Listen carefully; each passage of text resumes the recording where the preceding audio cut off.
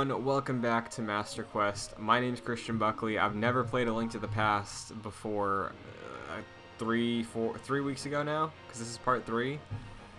Enjoying it so far, and I will say that a pretty big reason why I'm enjoying it is because I'm experiencing it with a super fan of the game, DJ Gillard. Indeed. Hello. How's it going today? It's going well. How are you? I'm tired, but I'm gonna make it through. I'm gonna do this. I'm ready. I'm ready to go for sure. Yeah. Me too. You gave a pretty solid plan for this week. We have some things to talk about for this journey, and yeah, I'm just continuing to have a good time in this game that eluded me for so long. Very nice. Yeah. So without further ado, let's just hop right in to our second dungeon of this one, the Eastern Palace, I believe. The Desert Palace. The Eastern Palace is the last one. Eastern Palace, right. yeah. Yeah. So top level, what did you think of this dungeon? I don't feel comfortable calling this a dungeon. No? You not feeling it? It was so... I feel like I flew through this thing. Yeah, I did it in like 15 minutes too. Yeah, like I'm recording the gameplay on my PC while I'm going through this for the show, and I found the boss hallway, or like the boss corridor with the goat horn thing face on it, and I was like, sure. This seems really fast. And I looked at the timer and it was at 20 minutes. Yeah. So yeah. I thought I went fast just because it's been like my 10th time playing this game in my life, and I was like, oh, I can speed through this. But no, that's surprising that you went through it that quick too. Yeah, like I didn't know if it was just the adjustments I had to make with that first dungeon, because when we talked about it last week, I was kind of under the opinion that it was a pretty straightforward, simple dungeon, but I feel like that one had more going on than this one did. Yeah. Surprisingly. This one does one really cool thing, which I think you probably know what I'm referring to, how you can go outside and you have to figure stuff out there. Yeah. And it doesn't do a lot with it, but it's just like one of those little things that no other Zelda game does. I really dig it. Yeah. But yeah, other than that, I don't think this dungeon is that great, actually.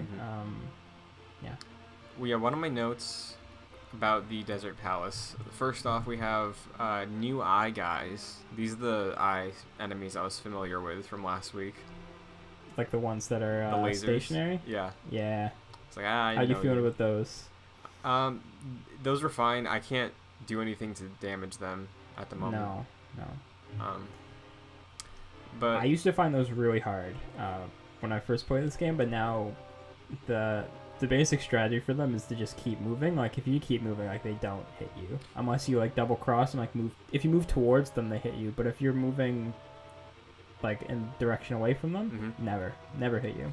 That's interesting. Good. So, it gets much tougher when you've had to face enemies with them also in the room. Then it gets oh, okay, this is really hard now, later in the game. Yeah, but I think there was a room that did have enemies and these, laser statues in them, and I was like... Yep. That was the harder one. I think I died probably once or twice in some of those rooms in this dungeon, but it wasn't There's that hallway where you need to get the key, and there's 3 of them. That one was a little bit... Yeah, that one was a little at the end. difficult. But yeah, other than that, like I said, pretty straightforward dungeon. I felt like I was flying through it. I did note what you said about the multiple exits. At first, I went the right side first and came out there, and that was the one where you could just leap back down. Yeah, weird. Yeah, I was like, what is this just supposed to let me know I can do this? And then I went on the left side, did the same thing, but there was a little bit of roaming around, and I was like, okay, nothing to do here. But there was something to do there. You might have missed it. There was eventually. For me. Yeah, but I get you. The one side's blocked off with the stones, but did you go south? No, I didn't. What's south? Oh, there's just a piece of heart there. Oh. It's not a big deal, but yeah, there's a little piece of heart there.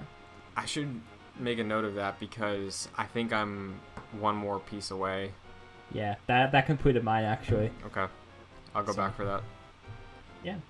But yeah, so exploring the dungeon, got the map and the compass and everything, but when I got the power glove, which, question, please tell me this is a reference to that controller glove.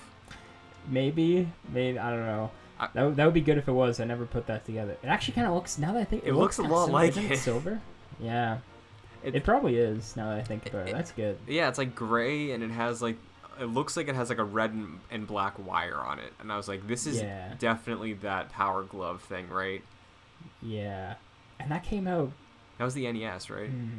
Yeah, so that was the time with the Wizard movie, Yes. which came out to tease Mario Brothers 3 and other Nintendo products. So that's like 88, I want to say the Wizard probably came out, because it was teasing the American release of Mario 3. Yeah, somewhere around there. So this is like right around that time where like it's pretty memeable, and like you could memeable for the 80s and 90s, but like you could do this and like people will get it. It'll be funny. So yeah, it's funny just unearthing that thing in the deepest, darkest corner, hidden in a chest. Like they knew what they were doing. Yeah, it was great. So I get the power glove. I go back outside, and then I was like, oh right, because I was like lost. I was like, wait, where's this stairs? Where's the second floor? And then I remembered, because of that cliff, that they were like, hey, just remember you went outside, Christian. Yeah. And then I went back outside, found the boulder, made my way to the second floor. Nice. So, nice. Cool moment there. I think that was probably the highlight for me from this dungeon, as far as like a neat little piece of design. Yeah. But yeah, other than that, pretty straightforward, I thought. The boss, the 3 worm boss, is there strategy there, or is it just like spamming attack? Not really. My main strategy is to use spin attack. Just whenever they're like in the ground still, you just get your spin attack ready, and then once they pop out, get them. It's very weird how this game has a lot of things like this. How it does perspective and like how your the vertical perspective works, because there'll be flying enemies, but you can hit them on the ground like no problem. Like it doesn't really make sense in that way. And there's stuff like this where like when the things are actually coming out of the earth, you can't hit them in that moment. Like their hitbox isn't ready yet. They have to get in the air.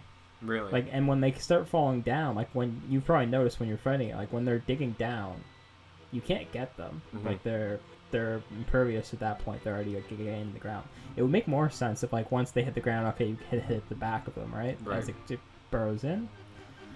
Very strange how they do that. Yeah. But I like this boss fine. It's not a standout for sure though. It was a little annoying, like just trying to figure that out, because so far, first boss was like, okay, use the item you got, and then I didn't even have to like try. I realized like when I saw how these things are moving, I was like, okay, I can't use the glove on these things. So yeah, my strategy, I didn't do spin attacks, but when I saw them like like the little dirt rising, I just held my sword down, so it was just stuck out, and I held it above where they were spawning, and then when they rose up, it like hit them. I got knocked back. And did it? Okay. Rinse and repeat. Very nice. One thing I do like about this boss, it's something that's not played with in games enough, I think, and I really like it when it is. The idea that when you start taking damage on something, it becomes weaker. We have this idea in games that like, I get why we have this idea, but like things should be harder as you go on. Which makes sense. Like, the second phase of the fight should be harder than the first. Like, in your head, that makes sense. But in theory, like, if you damage something, it should be easier, right? Like, that makes sense. Like, it's going to be weaker. I'm like, I like how this one is, like, you take down one thing, and then when you only have to fight 2, it's much easier. And then even when the third gets, like, a bit of a buff where it can shoot more, it still is, like, much easier to take on one of these things than, like, when you're fighting 3. And I just... Like, it's a small thing, but I really like games that play with that idea. Wargroove's a game, actually, recently that I loved how it did that kind of stuff. But yeah, that was one thing I noticed. So I was like, I like this. This is cool. Yeah, it's definitely something that I haven't seen utilized much. Yeah. There's a handful of examples. I can't think of any specifics right now, but, like, Yeah, I do Yeah. appreciate that. You know, it's a little different based on everything Yeah. else so far. Yeah. Because I guess like the direct comparison would be that first boss. Because like if I'm remembering it right, when you get down to the last guy, he gets a buff. Yeah, he becomes red, and he like that. That's actually an even better example because it gets easier and easier. But then at the end, when it's just like it starts off like 6 of them, and at the end when you get one, like it's like he gets mad. It's not even that he gets stronger. He turns red, and he's like, I'm just gonna move faster. Yeah, it's like fight It's or like- flight. Yeah, like I think that's actually kind of cool. Yeah. But the first boss actually is a much cooler example of that. In retrospect, I appreciate that boss more. Yeah. So, I think there's a lot of good bosses in this game. I don't think the first 2 are that great. I will say that. Yeah, I'm sure they're gonna get better. Yeah. So. The next boss I really like. Well, we'll get there. Okay. We'll get there. Yeah. So finished that off. Got a new heart, and I did the strategy that you mentioned. Yeah. The speedrun strat. Man. Speedruns. Yeah. Got the pendant of power. Pendant of power. I Is went. it power? Really? I believe so. That's what I wrote down. Okay. I believe you. In my head, it was wisdom, but Well, I mean, it would make sense that the wisdom pendant would be in the tower related to one of the goddesses, if it is a goddess, that makes sense. right? Yeah. Just 'cause of, I think where I'm getting confused maybe is because the next dungeon is like on top of Death Mountain, where I think power should be, Mhm. but also like the desert also has like ties to Ganon, so that makes sense too. Let's see here. I got the ability to pick up rocks in the dungeon, so I did clear out the rocks in front of the silent man by that sign. Right. I was like, maybe this would make him speak to me. Maybe he'd be impressed by my strength. Yep. Nothing. No. Nothing. Shame. I did go back to the lake because he told me that I could get the hidden item over there. Yep. So I traveled back that way, picked up the rocks I saw on the way. I don't think anything crazy happened. I reached the entrance, lifted up that boulder that was outside, but I knew that wasn't what you were talking about. So I think in there there were like 2 fairies or something. Yep. So I took one of them and then I bottled the other. Went outside, noticed the bombable wall. Yes. Shame on me, I missed that last time. Yeah. That's fine. So, went back into that ice cave, got the ice rod. Nice. That's cool. Have you tried it out yet? Did you run out and see what it does? You don't need it yet. Yeah, the second I picked that up and walked back outside, I just like drained my entire magic meter with it. Yeah, just to see what it does. Yeah. Also, I have a question about it. Okay. Using that to freeze an enemy versus stunning them with a boomerang, is there a significant difference in duration, in the types of enemies it can affect? Not that I know of. Okay.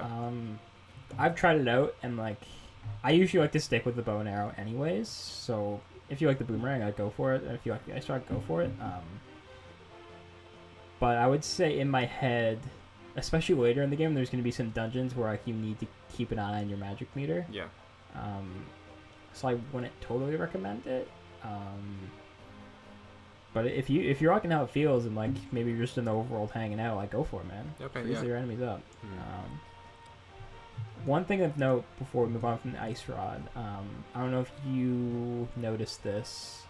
So there's a rock outside the desert, the desert, right where the old man is, right? There's some rocks around there, Right. and you could go down and you can go to another thieves' hideout. I don't know if you saw it. I remember going to another thieves' hideout, but I don't Yeah. remember if it was there. Okay. So I went in there this time, and I noticed too here. You talk to the thief, like you steal the rubies that are in the pot. It's the same layout as all the other ones. There's just a bunch of pots, and you steal the rubies. You go on, but you talk to the guy, and he's like, he doesn't even mention the rubies part. He's like, I hear there's an item east of Lake Halia, like the same text that like I think it was Sasha that told us last time to go there. And I was like, that's kind of interesting that they're like, again, because it's like the first thing, one of the first big rocks you could pick up after you leave the dungeon. And I was like, oh, like it would make sense that like the player would want to pick that up and find that. So it makes, I thought it was interesting that they're like trying to hammer it home, like, hey, go here, please. You're gonna need to eventually, but you don't need to now. But I thought that was cool. Yeah, well, I was gonna say I did find that thief on my way back. Okay. But because I found him after I got the ice rod, he did not have anything to say about the hidden item. Basically, he was just like, I took his rupees, and then he was like, the best way to earn money is to kill things. And I was like, thanks, man. Interesting. That's cool. So yeah, kind of directionless at this point. I knew that I had another pendant to get. Yeah. But wasn't too sure if there was something else to do first. So I did wander for a while. I was trying to think of like notable places where I could lift up rocks that I was blocked off before. Yep. So I went to like the graveyard. I went to that stack by Link's house where they're like stacked on top of each other. Yeah. Can't pick the ones those that are up. stacked. Like, do you know how to do it? The stacks? Yeah. No. Oh, you can do it right now. Do you want me to tell you, or do you want to figure it out? I mean, if I can do it, I think I can try. But like, I did try walking up and like holding down the lift button and then pulling, and nothing happened. Yeah, you can't lift them up. There's another method to breaking them. Would I have to take a different rock and throw it at it? Nope. No. Do you want to take a couple more stabs, or? You have to bomb it? Nope. I have no idea. These are all good guesses. So you have to. It's kind of weird, and they don't explain it, but you have to run into them with the Pegasus boots, and they'll break. So that'll be useful. I mean, that makes sense. Yeah. But like, that was the last thing on my mind. Yeah. But I'll try. Probably the last item you would think to use. Yeah. To break rocks. Yeah. So yeah, I did search a while. I did remember that by the witch, there was a boulder blocking my path. Oh, good call. So after some wandering, I don't think I found anything notable under the other rocks. I went back to the witch. I talked to her. She still said come back later for the reward for giving her a mushroom. Oh, really? Huh. Yeah. I would have thought you would got that by now. I feel like I did a dungeon, then went back and I had it. Really? Yeah, I feel like that was... Yeah. Huh. Have you been keeping up with like side quest things in your playthrough so far? Not like entirely, because like I know most of them. Yeah. So I'm mostly just kind of like doing what I kind of want to do, doing that what I think is important for the show. But yeah, I would have thought you would have got that now. Did you go in the house? No, I just talked to the witch. Okay, maybe go in. It might be in there. Cause like it might just be like by the other dude in the house, like that's selling the potions. Okay. Maybe. I'll try that next. Yeah. So I went back to her, talked to her, and then I went over the boulder. I was like, right, the waterfall is this way. The waterfall of wishing. Yep. So there's like a water maze over here. Yes. Which is like, props to them for using the screens to be trolls, you know, as far as this maze goes, because like it wasn't like hard, it was just annoying, like not even annoying, just like, I don't even know the right way to describe it. It was just like, ugh, every single time I saw that I was blocked off or at a dead end. Yeah. I really like the way this looks, though. Yeah, it looks cool. Visually, I'm a fan of how it like works out and the way they portray the different depths of water. Yeah. It looks cool. Yeah. They also do a thing where as soon as you enter the screen, it does like the little phase thing whenever you're entering like a cooler area, which I love. I love this like little effect. And you can hear water crashing down as soon as you walk in. I was like, oh yeah, like when you think about it, that's a waterfall. Like they're trying to direct you there, which I thought was really fun. Yeah. Also, were those like supposed to be lily pads, just sitting in? I don't know. I guess so. They're very like weird, and I guess it was just like to add some variety to like the landscape, but it was. Cause like I tried slicing them with the sword, I tried bombing them, and nothing happened, and I was like, okay, I guess this is just like set dressing. Yeah, and then I think that's all it is. Kept on trucking through that maze. Ended up finding this big Zora. Yes. I think we talked about this last week, how these are the Zora. Yes. You didn't realize? Yeah. Yeah, I remember you mentioned that they looked more in line with the Zelda 1 sprites Yeah. versus the interpretation that we have now. Yeah. They went through a full overhaul. Yeah. Good call. Yeah, Good call. I don't necessarily like these. Yeah. Is there like a lore thing behind why the big one's bigger versus like, because I know in Ocarina you have like the king Yeah. and then his daughter. And Breath of the Wild does it too, where the king's real big. Yeah. Zora have always been weird like that. Like, these ones look way different, but even Breath of the Wild, like, some of them are sharks, some of them are like like weird mer people. Mm-hmm. Like, I don't know, they're always kind of weird. Yeah, I don't think there's a lore reason why some of them get huge. Okay. They go to the gym a lot, you know, Yeah. they get swole, but Get who swim knows? swole. Yeah. Speaking of that, dropped 500 rupees and got some flippers. Yes. You finally had a use for all the rupees you had. Yeah. Were you maxed out? I by was this still time? maxed, yeah. Nice. So, got the flippers, did some swimming, did some exploring. I gotta say though, before we move on, Yeah. that moment is really annoying if you're not maxed out. I've had playthroughs. I think it was probably one of my first ones, so I probably did it, and also like just probably subsequent ones where like I'm down, like if I haven't been exploring one, I'm down to like 100 rupees, Yeah. and I'm just like, this is gonna be a while before I get this, and like you might as well just go online like rupee locations. All right, figure this out. I don't want to like grind through bushes for ones. Like I gotta. So these are a little bit overpriced. I would say that's a bad design decision. They should probably make it like 150, 100. Then it's like, okay, Yeah. if you don't have enough, you can probably get there in like 10 minutes. So like whatever. The fact that like I feel like with like economies in Zelda, except for Breath of the Wild, it's always like that. Yeah, they're never good. Like an item is most of what you can carry in your purse until you upgrade it. Yeah. So that was I can imagine the frustration because I've been there with other games. So like Yeah. I'm happy I've been exploring enough to have enough rupees when I got there. Now that I think about it, shout out to Breath of the Wild for its economy. Yeah, it's that so was good.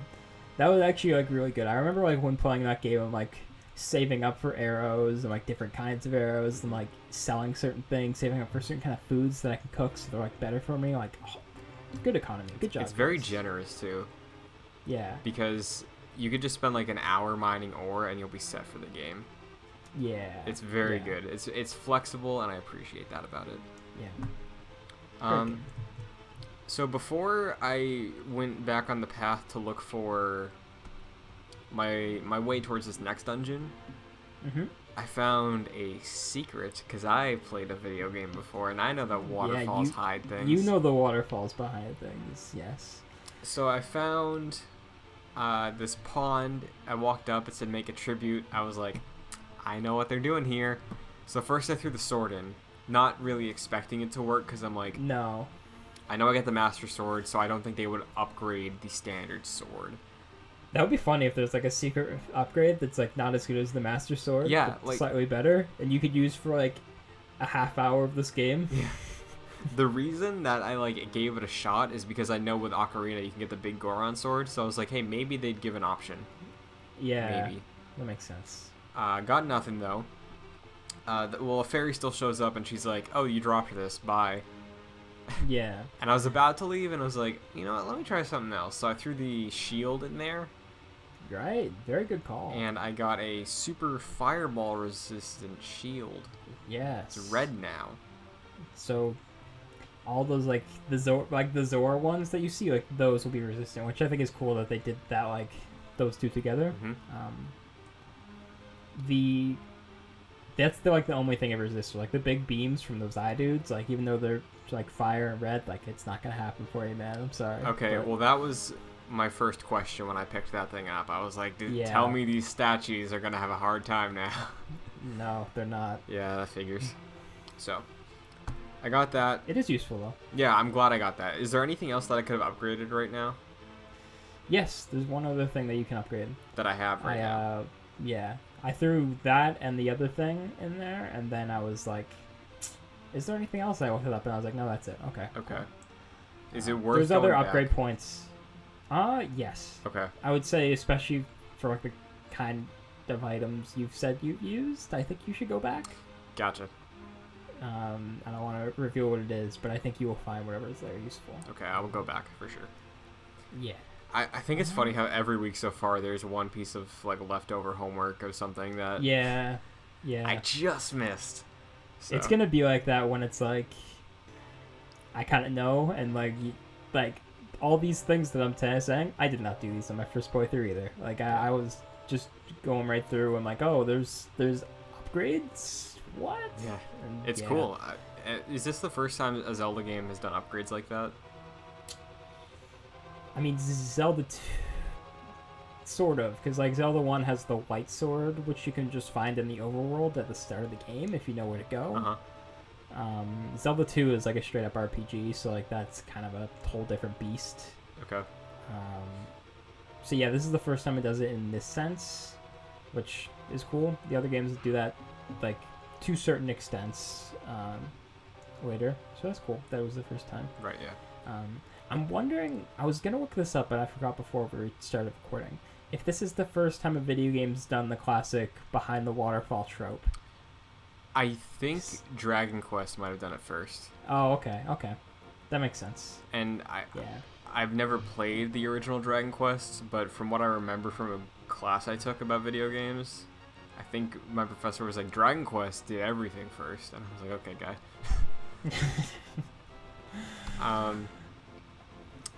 So yeah, I got back on the track of exploring. I got another bottle from a man sleeping under the bridge. Really? Oh, okay. Yeah. I know where that one is. Yeah. I never got it this time. I never even thought to go there. So, what do you think of that? What happened there? So, after I got those flippers and I found that waterfall secret, I was like, okay, I just have to be swimming for at least the next 20 minutes, right?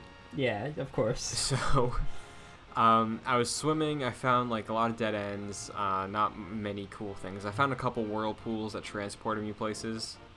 Yeah. Nowhere notable from memory, but I ended up coming across the bridge to the castle. I was like, hey, maybe there's gonna be a troll under here or something. No troll, but a nomad, perhaps. Some man sleeping. Yeah. I think he says something to the effect of like, hey Link, you look like you're dealing with something. Here, take this bottle, and then he just sleeps again. Is he fishing, or am I confusing this with Link's Awakening? He's knocked out. Oh, okay. I do remember this guy now. This is a good bit. Mm-hmm. So that's funny that he's just like he's knocked out and it's like, oh, this bottle clearly probably had alcohol in it. Yeah, that's exactly the read I got on it. Yeah, that's a fun little thing. So I like that. Eventually, my path brought me to Death Mountain. Right. I went in there and. Which way did you go before we get into it? So I went from Sanctuary to where the sign was with the boulder. Lifted the boulder, went inside, and okay, we took the same path. Okay, I followed the corridors and I fell down each pit, and I was like, maybe I'm not supposed to go here. Maybe I need an item, and then I went out to explore again for another like 15 minutes, because I didn't realize that you could walk through that like non-existent tile path of the cave. Right. So I did go back, found the old man, and escorted him to his new safe house, which is a new save point, which is like fantastic. Yeah, I was like down like half a heart left when I hit this point. Yeah, me too. Before I went in there though, there's a sign that says, and I can't remember how this works. There's a sign that says like when you get out of your cave, there's like another cave beside it, and it's like pathway to Kakariko Village, and I was like, can I get there from Kakariko Village? I can't remember. So I couldn't figure it out. I went through there. It brings you to an exit point that you have to jump off a cliff down, and then it would put you like right in front of the entrance to where the boulder was, I think. That makes sense now, because I was thinking about it, I was like, I don't remember a way to get up here other than this way. Yeah. But it says I can, and I just went on. That's good though. Yeah. Also, I don't think this elder has a name yet. No, I don't think he ever does. I Okay. think he's just old man. He tells some stories while I'm escorting him about his granddaughter, and I was like, oh, so you're a sage, right? And then Yeah. he's like, he says something like on his second story about descendants and the wizard, and I'm like, okay, yeah, I know who you are. Yeah. But once I get him to this place, these boulders, they're on like 11. They gotta get cranked down to like 6. Yeah, I feel that. And you can't really tell where their hitbox is. No. Like, it's like you can sort of get there, but like, and it's another one of those things where this game is very weird with perspective because Yeah. it doesn't, like, you don't know when it's gonna hit you. You don't know when its like actual landing point is, other than like when it bounces and like goes a different direction. Yeah. But sometimes it hits you before then, and like you think it'd be in the air, but like it's weird. When I was at the man under the bridge, you know how there's guards on the bridge? Yeah. I was standing like parallel to them on the water path, and then there was one that shot an arrow my way, and I left the screen before it got near me, but in my head I was like, that thing probably would have damaged me, even though he's supposed to be like 7 feet above me. Yeah. So, it probably would have. yeah, because like with the boulders and with like the birds and stuff, like what you're saying about the boss, like it would make sense that like when the shadow is gone and they're like low enough to you, then maybe Yeah, you that take makes damage, sense. but like inconsistent. Yeah. That's one of those things where it's like none of these things are like game breaking, so it's like Yeah, it's you just kind like, of forgive it, and it's one of those things like we were still figuring out perspective in 2D games. Like it's such a hard thing to quantify, and like you couldn't even like really do it on the NES, and this is the first time like they got to play with it. yeah. This is the first game where like if you think about it development wise, like they had to like really think about this stuff and like how they're gonna do it. So there's some rough edges for sure in this regard. But yeah, none of it's like bad. None of it's like extremely hard, especially now when we have like save states and rewinds. Like we'll get through. We'll get through. One last negative I have, or not even a negative, just like a little stupid thing. Yeah. Continuing the trend of this artwork, are like these Monty moles with wings. What are those? I don't know. That's what they look like, though. They do. They look exactly like Monty moles. Yeah. It's strange. Yeah. And I knew it wasn't a Mario reference because I was like, they don't do that until Link's Awakening. No, that's yeah. So these are just weird things. Yeah. yeah. So I did get the magic mirror though, Right. and I knew this had some relevance because I've heard A that lot of sound effect relevance. before. Yep. I didn't know what it was, but now I do. Okay. Did you use the magic mirror eventually? I assume you did. Yeah, it took me a bit because I was like scaling the mountain, died a couple times because of these boulders. I ended up reaching that blue tile, Yep. and based on the dialogue I had with the wise man, I was like, oh, I have to use the magic mirror there. So I stepped on, and then I just got transported straight up. Yeah. Like I didn't have to interact with it, I just stepped on it. So I was a little Yeah, and you confused go. about the interaction, like the use of the item. Yeah. You get turned into a rabbit too there. Yeah. What? Yeah. Beats me. No, I need like an explanation because I talked Yeah? to both of those things, like that goblin thing and that pink ball. What did I say? Okay, the first guy, the goblin, was like, "Get out of the way, bunny! I want the golden power, and I'm stuck here now."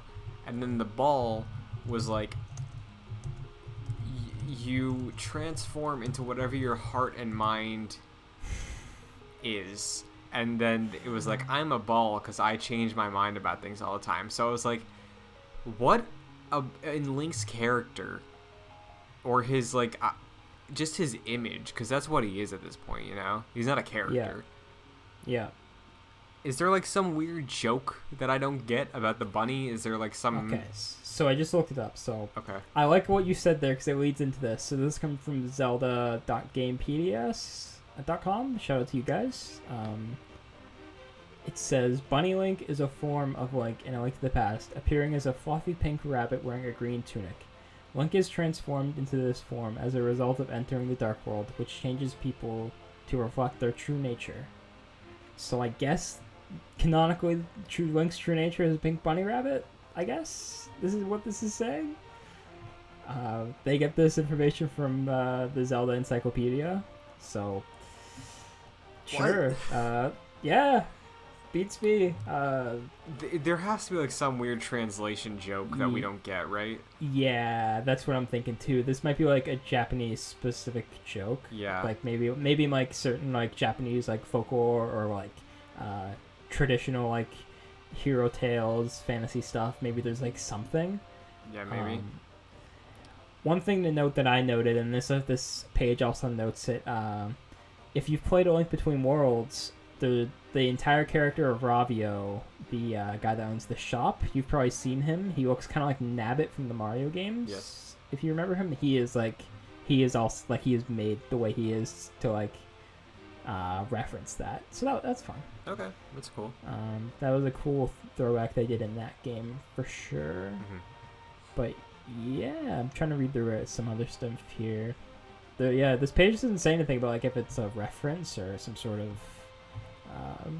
joke, but weird. I'm interested. I'm very interested now. I'm gonna do some research after the show. Just like, was there some dumb joke, like inside joke going around the Nintendo office at the time that like it's Iwata revealed it in the Iwata Asks like 5 years ago? I could totally see like something like that. I really don't know.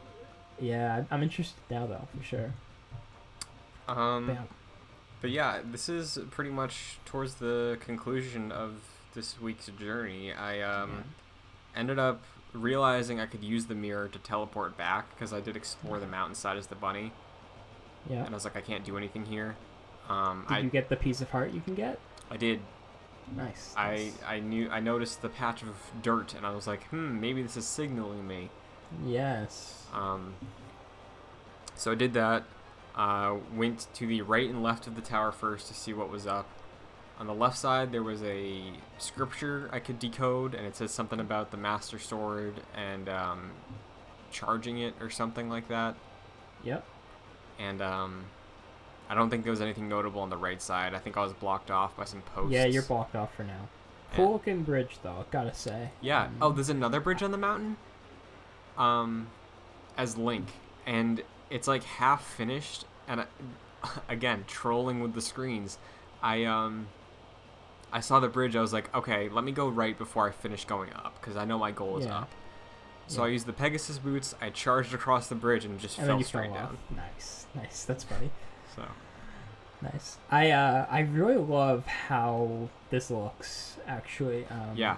The way I think they changed the music to sound like more like echoey and like low pressure to insinuate you're on a mountain, and like this whole like kind of feel of like you can see like the forest below here in the background and like the clouds and like this looks good. Like I was saying in the beginning when like you're talking about the art style, the game like sprite arc and like actually like the detail on the sprites and like the color palette like doesn't look good. But whenever they do stuff like this, I think it's awesome, and it makes me wish that we had another Zelda game on the Super Nintendo. And like, imagine like in 1994 when they really had it down, like the same year as like Super Metroid, and like a Zelda game like this that had like that talent and that like quality of sprite work. Yeah, would have been amazing looking. Yeah, that'd be very We kind of nice. got that later, actually, with Minish Cap, which is kind of a callback to that. Like, it's done in the same style. A lot of Game Boy Advance games are like that, where it's like, they're just beautiful Super Nintendo games, so. Yeah, I didn't know that. I've seen some people talk up Minish Cap, but that's another one I haven't played, but... Yeah. Yeah, There's so many GBA games like that, where it's like... Oh, yeah. It's the spread out's so beautiful on that system. There's some great looking GBA games for sure. Yeah. But that was something I definitely noticed, and I took a second after being frustrated and running away from these boulders. Like when I saw up at the top level the clouds, I was like, oh, that's really nice. I like that. Yeah. So that's definitely a highlight so far. I appreciate that. And that's a case, I think, of the perspective mostly working. Yeah. But yeah. I enjoyed that. And then I parked my car inside the Tower of Hera. Yep. And there we are. Yeah. From my memory, I really like this dungeon coming up. It, as you'd guess, it's a tower, so it has a lot of floors, but they're all kind of small. So I really dig this one from memory. Oh, also, we're not going for a pendant next week. No. So we'll get this one, Mm-hmm. and then The Moon Pearl.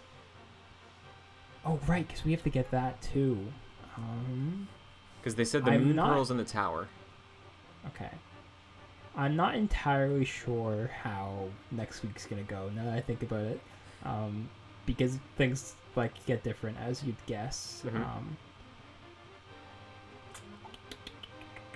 I will let you know what we're gonna do. Okay. I think I have a rough idea. I think we're gonna go. I won't say anything yet. Okay, so tentative plan is definitely at least get the Moon Pearl. Yes, tentative plan is to do this dungeon and some more stuff. You could probably guess one of the things. Yeah. But yeah, Okay, sounds good. That is the plan for next week. awesome. Do you have any closing thoughts or anything you want to direct me towards before we wrap things up? I think I think the game's about to hit its stride. I think the first two dungeons are like not great. I really like this one, and then after this, I think the game really like really gets into a rhythm that I really dig. Mm-hmm. Other than that, I really have enjoyed this. I'm happy to be here. Yeah, me too. I'm looking forward to it, and I'm taking your word. I trust that once things get crazy, it's gonna get great. So. Yeah. How are you feeling after this one? Because I know like you haven't been like down, but you definitely haven't been like, oh man, what have I been missing? You know, like Yeah. you've been like, all right, like how you feeling now? Kind of the same page still of like, Okay. I'm enjoying myself. It's a new Zelda experience for me, so like Yeah. it's just good. But yeah, nothing yet that's been like, oh, I get it now. You know, like Yeah. nothing that lives up to all the praise I've seen. But I Yeah. trust you. I believe it's coming. Yeah. And from people I've talked to in comments and stuff about the series so far, it sounds like it's coming still, so I'm looking forward to it. But, Very nice. DJ, is there anything you want to shout out before we roll out? I have Star Wars podcast, Cantina Conversations. If you enjoy the Star Wars, you should hop over there. You can find us on Twitter at Cantina Convo. You can find me on Twitter at DJ Gillard. Or at DJ_Gillard. I'm sorry. Can't grab the perfect handle for me. Yeah. Someone else has it. They don't use it, which is very annoying. That sucks. Yeah, I report them every now and then, but that's fine. Yeah. That's about it for me. We have a good episode of Cantina, I think, this week coming up. Very nice. Talking all about Clone Wars, the upcoming season, some rumors that are going around. So yeah. Exciting times. Yeah. If you want to listen to this show on podcast services, you can look it up, just Master Quest or JoyClicks. If you want to see the video portion of this here series where we have gameplay footage and the two of us talking at cameras, you can go to youtube.com/joyclicks and see all of that for yourself. If you want to follow me on Twitter, it's at Chris N. Buckley, same as my Instagram. Links to everything DJ and myself have just said will be in the description of the video. Awesome. But yeah, that's going to do it for the week. Awesome. So, until next time, May the way of hero lead to the Triforce. see ya.